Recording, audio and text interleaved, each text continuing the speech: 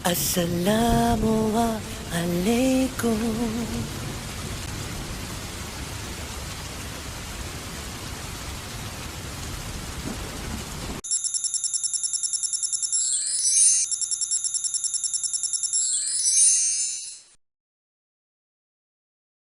Puasa adalah sebuah syariat yang memang sebelum umat dari Rasulullah SAW sendiri kita ini itu sudah ada syariat puasa, meskipun bentuknya berbeda-beda ya.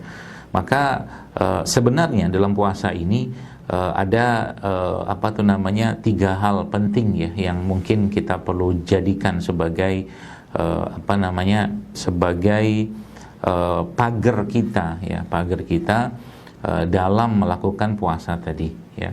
Nah, ini penting Bapak Ibu sekalian karena ada ancaman ya dari Rasulullah SAW berkaitan dengan orang yang berpuasa dengan tidak meninggalkan katakanlah hal-hal ini. Nah, yang pertama adalah kita menundukkan hawa nafsu itu untuk jangan sampai Jangan sampai sama dengan 11 bulan yang lain. Jangan sampai sama dengan 11 bulan lain. Maksudnya apa? Sama itu apa? Ya sama ya hari ini makan hari ini katakanlah kita bersedekah 1 gitu kan, besok 1 itu sama gitu kan. Yang saya maksud sama itu ya kalau berbeda itu hari ini 1, besok 2 gitu loh. Hari ini katakanlah 10, besok 20. Nah, begitulah harusnya. Jadi artinya dalam Ramadan ini ya, yang perlu kita lakukan adalah bagaimana si nafsu ini itu tidak sempat lagi memberikan sinyal-sinyal perintah kepada kita semua untuk melakukan ini, melakukan itu dengan cara apa? Kita memperbanyak katakanlah kebiasaan-kebiasaan yang dilakukan Rasulullah SAW, kemudian para sahabat ataupun para salafus saleh, orang-orang saleh zaman dulu yang telah memberikan contoh kepada kita semua. Itu sebenarnya poin dasarnya. Kalau saya mungkin boleh memberikan semangat kita untuk menyambut tamu istimewa ini. Artinya apa? Ya, kalau Ramadan masih muncul hal-hal yang berkaitan dengan emosi, perasaan, jiwa ya, yang buruk ya, nanti akhirnya kan si lisan kita ini salah satunya sebagai produk dari apa yang ada dalam diri kita ya, maka Allah nggak butuh puasa kayak begitu. Ya, makanya Nabi memberikan arahan kepada kita ketika ada orang mengajak kita berdebat, ketika ada orang mengajak kita melakukan hal-hal tidak bermanfaat, katakan pada mereka ya bahwa Anda atau kita sedang berpuasa. Kan itu poinnya sebenarnya. Jadi bagaimana nafsu ini tertundukkan, bagaimana nafsu ini katakanlah bisa benar-benar mengikuti akal dan iman kita, bukan dia diikutin terus gitu kan. Yang kedua adalah stop what make you sick. Hentikan apa yang membuat Anda bisa bikin sakit. Nah, sekarang logikanya begini, Bu. Kita sudah paham sebenarnya mana makanan yang bernilai gizi tinggi atau mungkin makanan yang sehat, mana makanan yang bikin masalah ke tubuh kita. Kita sudah paham itu semua sebenarnya. Cuman hawa nafsu kita kadang-kadang membuat kita lebih memilih itu. Makanya di Ramadan tahun ini what makes us sick itu di stop semua. Contohnya begini. Salah satu yang saya sangat biasanya di beberapa kajian saya sampaikan bahwa satu hal yang atau ya 3 lah. ini udah common banget sebenarnya. 3 hal ini terutama ibu-ibu di rumah ya.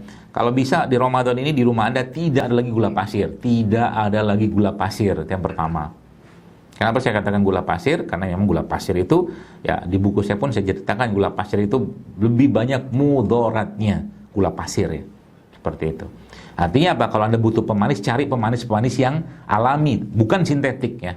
Jadi kalau Anda misalkan, Dok, kalau saya mau bikin sambal gimana? Pakai kurma bisa kok, sambalnya enak juga, tidak masalah. Sambal kurma itu bisa tuh. Kemudian diganti dengan apa? Banyak penggantinya, gula Jawa, gula aren, gula kelapa, gula singkong gitu kan. Tapi jangan yang pemanis buatan. Jadi berarti kalau misalkan Anda mau bikin ini contoh. Kalau nanti minum air kelapa kan nggak manis, nah gitu kan.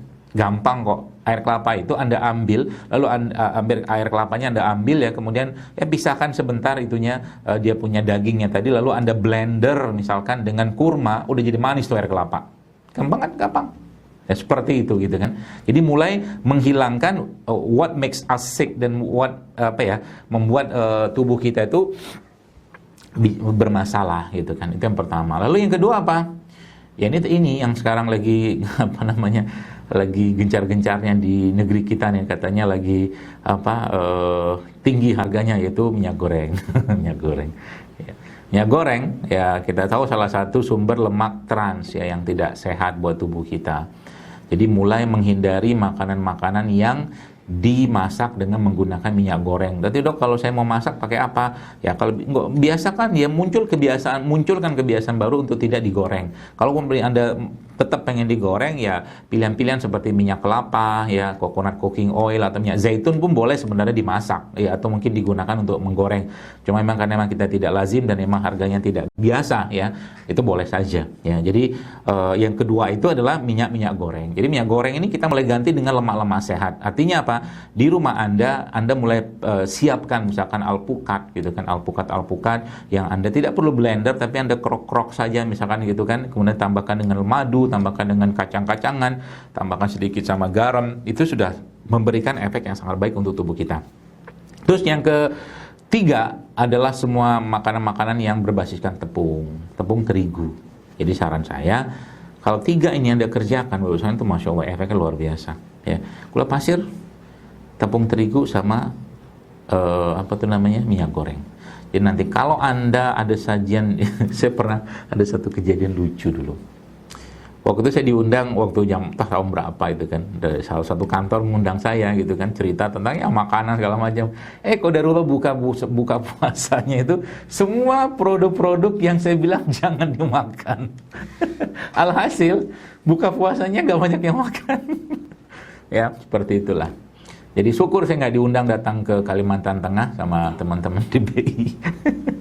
Biasanya nanti udah kebingungan, nanti kita siapin apa nih? Emang gampang kalau saya mah. Siapin buah, siapin biji-bijian, kacang-kacangan, air kelapa, udah hidup saya.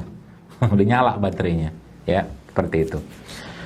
Jadi itu tiga hal tadi, stop what makes us sick. Nah, baru kita masuk ke poin yang ketiga. Ya, berarti ini tubuh ini perlu tubuh ini perlu di supply dengan good fuel gitu kan, atau bahan bakar yang bagus. Artinya dari mulai lemaknya yang bagus, karbonya yang bagus, ya, kemudian proteinnya yang bagus. Ini sebenarnya prinsipnya sederhana sekali, prinsip yang dijelaskan dalam Al-Quran.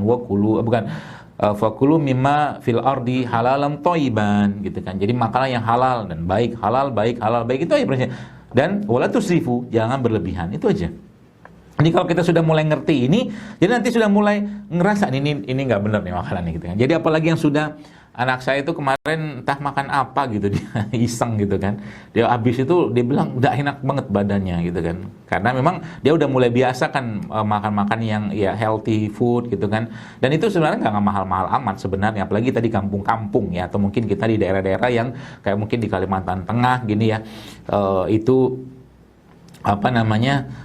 tales gitu kan, singkong itu kan murah sebenarnya. Meskipun itu bisa diolah sebenarnya. Jadi maksud saya itu prinsip makanan sehat itu tidak sehoror yang dibayangkan orang. Nanti kalau makan sehat itu kan kayaknya nggak enak atau mungkin nggak nyaman di lidah, sebenarnya nggak juga. Dan makanan tradisional kita di Indonesia ini kan sangat banyak yang sehat sebenarnya. Oke?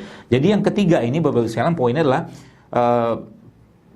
supply ya, atau mungkin berikan asupan-asupan terbaik untuk bahan bakar, katakanlah tubuh kita merestorasi, meregenerasi, merevitalisasi apalah namanya yang berkaitan dengan sel-sel tubuh kita, dengan mengembalikan itu ke semua makanan-makanan yang sifatnya makanan real atau real food gitu kan. Contoh mungkin begini, kita butuh karbohidrat, kita butuh gula, tapi bukan jenis-jenis karbohidrat olahan. Artinya karbohidrat atau contohnya apa ya, tepung-tepungan, ya donat, cookies, gitu-gitu lah. Seperti itu kan karbohidrat olahan. Artinya Anda mengambil sumber karbonya itu dari sumber-sumber karbo yang sehat.